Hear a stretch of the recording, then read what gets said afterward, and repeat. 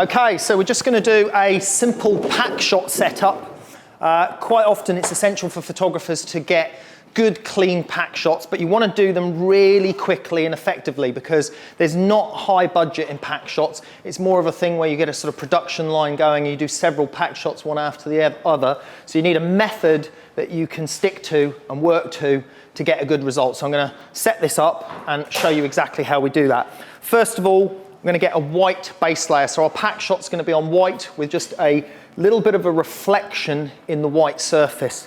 So to get a good white, I put a base layer of white down. I'm just using a piece of white Formica there, but it could be white paper, white card, anything. Doesn't really matter.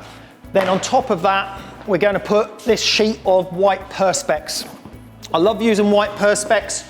You can use white Formica if you don't want a reflection, but I really like the white Perspex because it gives you that opportunity to have your products reflected in the surface in a sort of glass-like, mirror-like manner, but you can take that reflection out in Photoshop if your client doesn't want it, but at least it's there if you need it.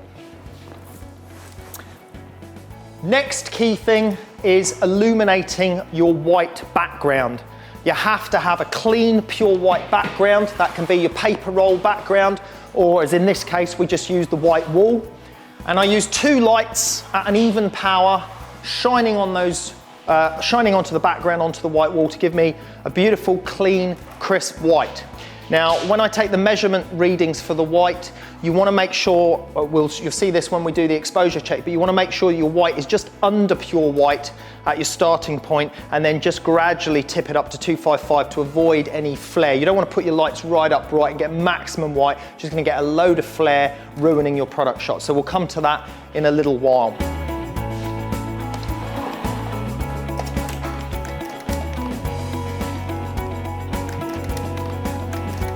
So two background lights at even power. I've just started these off at 4.5, doesn't really matter as long as they're both the same. Both of them at the same height, at the same angle. You want them at a 45-degree angle, bouncing into your white wall. Bear in mind that your product shot is only going to be this wide, your pack shot, your grouping. So the area of your wall that's getting illuminated that you're going to see in the shot is only going to be this. So you should have plenty of scope here. You don't need a massive space. But it's better with two lights so that you do get a nice flat, even illumination. So make sure the power settings are the same on those. Just got a standard 21 centimeter reflector. You could put a trace over the front of it if you want to diffuse the light a bit more. You could even light your wall with soft boxes as well if you want, but obviously you've got more power range with having just the reflectors. So that's initially the background light.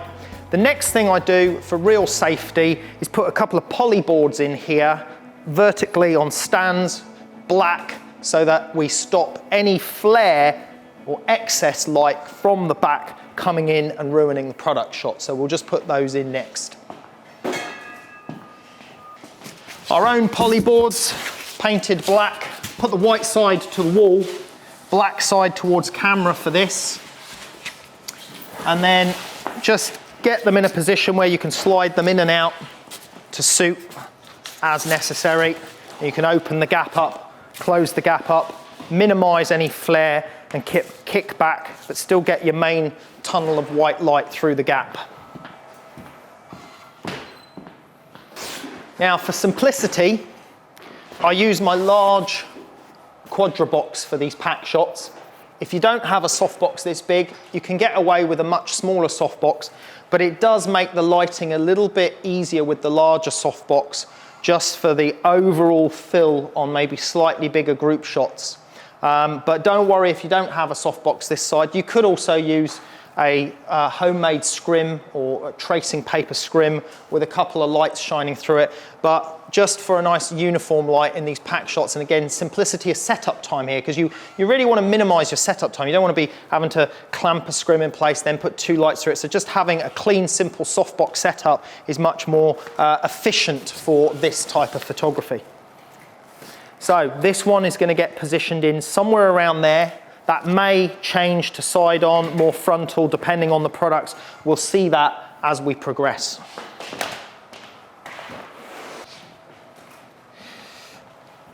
Next little detail, just a mirror, bounce some light off of the softbox back into your products. Again, this is just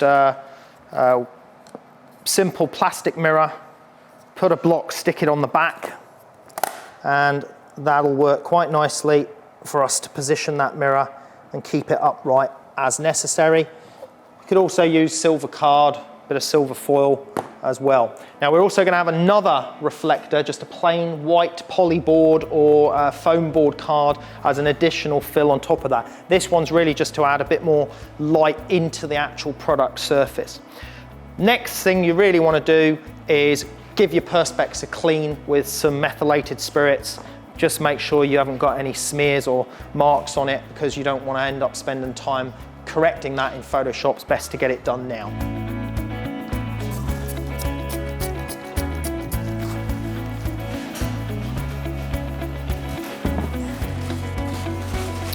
So we're just going to do a simple pack shot on these products. This is kind of the sort of stuff that you get asked to do a lot of pack shots of, this sort of size, basic product shot. And white on white can be difficult sometimes, so we're just going to give this a go.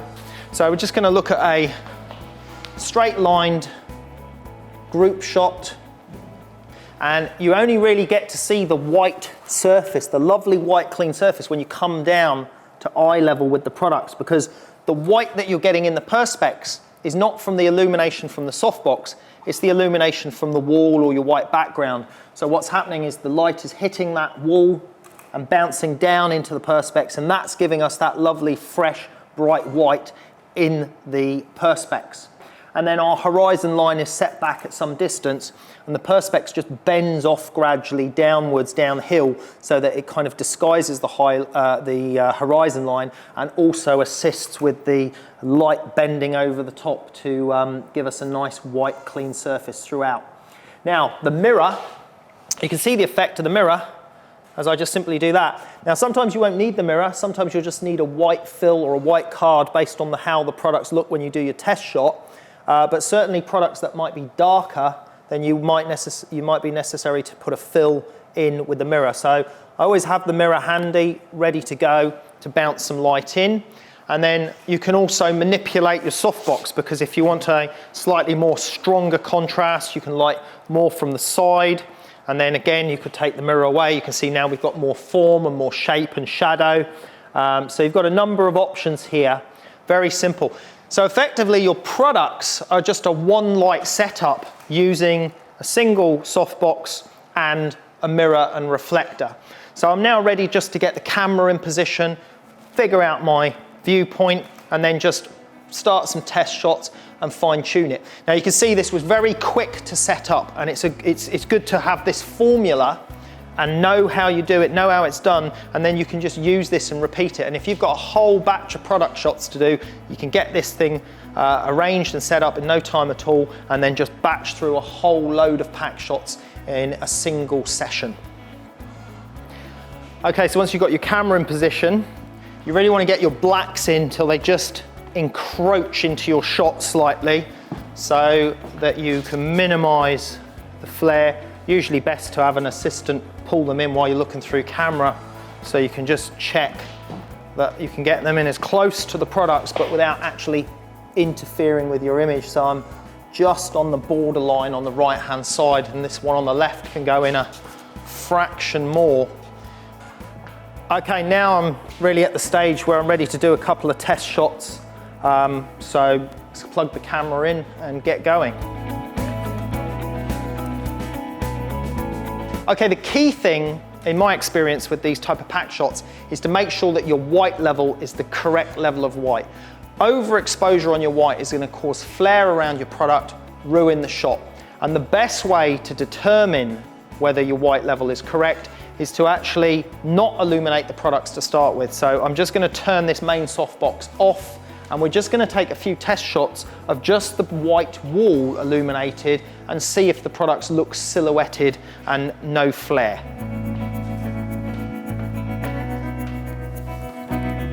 Now I can just do a couple of test shots and see what result we get. I've just got a starting aperture of f11, 50 ISO here on the Hasselblad focus software, 400th of a second. That doesn't really matter. That's just to cut out any ambient light. And let's just get a test. Okay, so here's our first test shot. And you can see that's worked quite well. We don't have any flare. You can see a little bit of fill light coming in on the front of the products. That's caused by the bounce back of light from around the studio. What you need to do now is you need to just go in with your mouse and check your color values down here. Pure white is 255 in each channel, in the red, green and blue channels. At the moment I've got 254 in blue, 249 in green and 248 in red. So I'm definitely going to need to do a neutralize to get everything the right balance. But that's not my main concern for the neutralization at the moment, because that's not my main light source. My main light source I need to neutralize will be the softbox when it comes on. At the moment, we're very close to pure white there. We're just slightly under. That's not necessarily a bad thing, because when you add in your softbox light, that will also add a little bit of general ambient fill and may lift up those enough. You'll also notice that my white is brighter on the wall than on the perspex, because there's a loss of light on the reflection of the perspex. So I'm down to 226 here. So you kind of really need to make sure that you are getting closer to white down here. So my options here really should be to turn those lights up maybe a fraction more. At the moment, I think I've got them both set on 4.5. I'm just going to turn them up 0.3 of an f-stop to 4.8 on each side. Remember, keep them even. So both of them are going to go up the same amount, 4.8. And we'll do another test shot on the software. Have a look at the white levels again. Nice and easy. This is really routine stuff.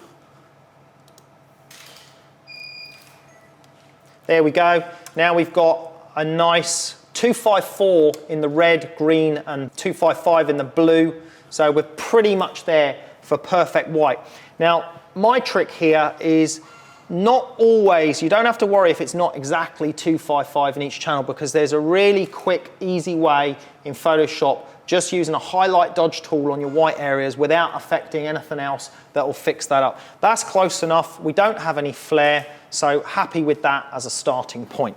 So now it's back on with the main softbox.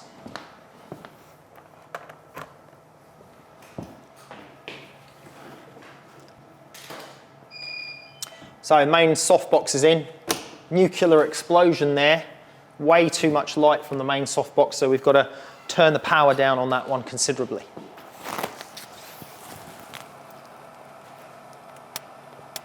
Just going to leave the modelling lamp on full. I don't even know how much I've dropped this down. This is the thing that I always want to point out to photographers that always ask me about metering and lighting ratios. Load of old rubbish. You don't need a light meter, you don't need to worry about ratios, you just need to look at the result.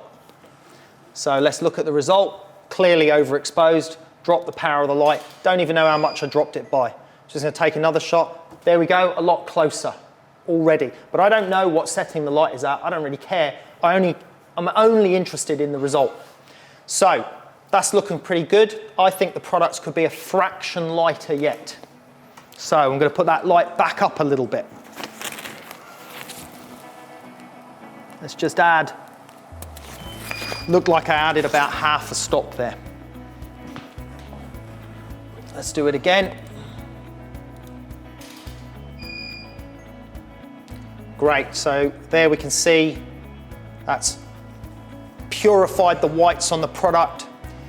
Lovely clean lines, and look how straightforward this shot has been to achieve to this level. We've got a beautiful edge line even around the white products here, mostly caused by our black polyboards in the background, which are serving to cut out flare. And then just as a point of interest, let me just grab one thing, hang on a second.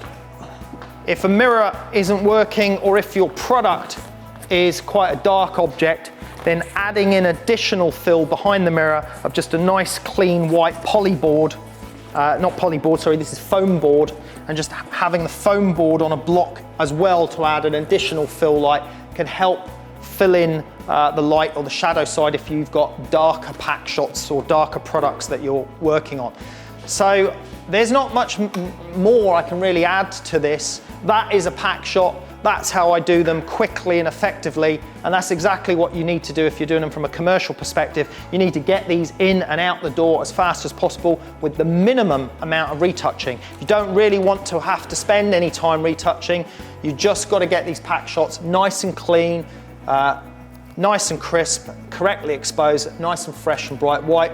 The advantages here, as I mentioned, were that by shooting on the white perspex, we have that lovely, simple reflection underneath the products that I find looks quite nice for pack shots. It adds a little extra dimension, but if you want to remove that, you can quite simply put a mask in Photoshop and a layer of white, and then you can reduce or increase the intensity of that reflection on the products.